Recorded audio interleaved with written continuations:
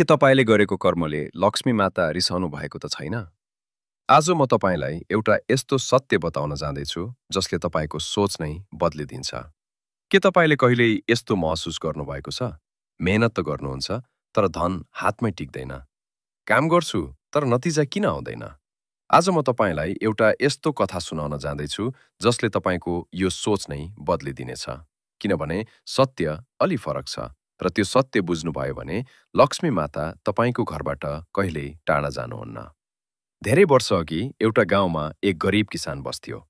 ऊ दिनभरि खेतमा पसिना बगाउँथ्यो, तर घरमा सधैँ अभाव नै रहन्थ्यो।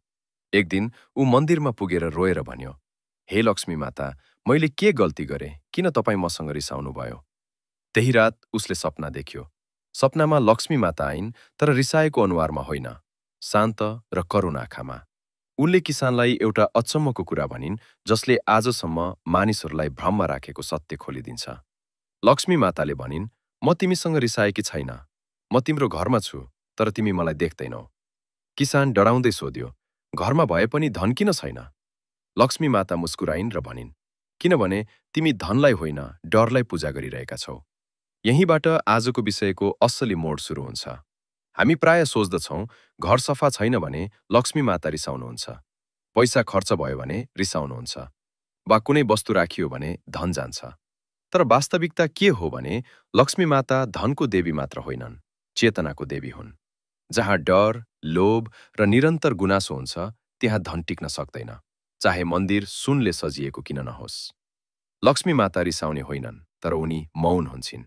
र यो मौनता तब आउँछ जब मानिस सधैँ भन्छ, "मेरो भाग्य खराब छ, मेरो जीवनमा केही हुँदैन।" तपाईलाई थाहा छ, यस्तो वाक्य उच्चारण गर्दा तपाईँ आफैले लक्ष्मी मातालाई ढोका बाहिर रोक्नुहुन्छ। देवी रिसाएर जानुहुन्न, तर नकारात्मक सोचले तपाईँको ढोका आफै बन्द गरिदिन्छ।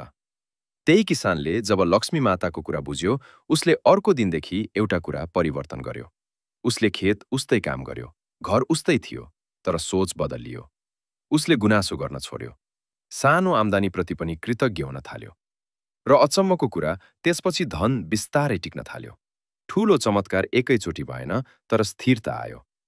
यही हो लक्ष्मी माताको वास्तविक कृपा। अब यहाँ एउटा ठूलो ट्विस्ट छ जुन धेरैलाई मन पर्दैन।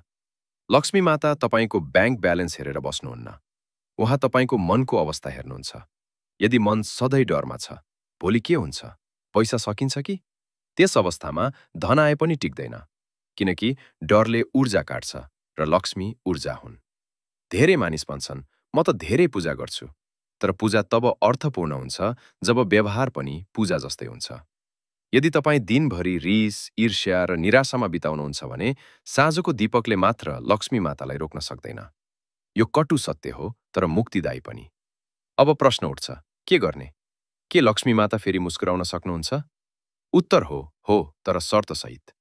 घर सफा गर्नु राम्रो हो, तर मन सफा गर्नु अझ जरुरी छ। धनको सम्मान गर्नुहोस्, तर धनलाई देवता नबनाउनुहोस्।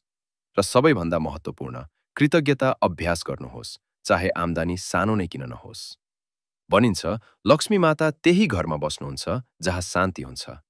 शान्ति भनेको ठूलो घर होइन, ठूलो मन हो। जब तपाईँ आज यो कुरा बुझ्नुहुन्छ, तब तपाईले महसुस गर्नुहुनेछ, लक्ष्मी माता कहिले रिसाउनु भएको थिएन। तपाईले मात्र उहाँलाई गलत ठाउँमा खोज्दै हुनुहुन्थ्यो। अब म तपाईलाई एउटा अन्तिम प्रश्न सोध्छु। आज तपाईको घरमा धन कम छ कि शान्ति? यदि शान्ति छ भने लक्ष्मी माता तपाईको नजिकै हुनुहुन्छ। किनकि जहाँ शान्ति छ, त्यहाँ धन ढिलो भए पनि अवश्य आउँछ। यदि यो सन्देशले तपाईको मन छोयो भने यसलाई सुन्ने मात्र होइन, महसुस गर्नुहोस्। किनकि आजदेखि तपाईको सोच बदलियो भने लक्ष्मी माता पनि मौनबाट मुस्कानमा फर्किनुहुन्छ। जय लक्ष्मी माता।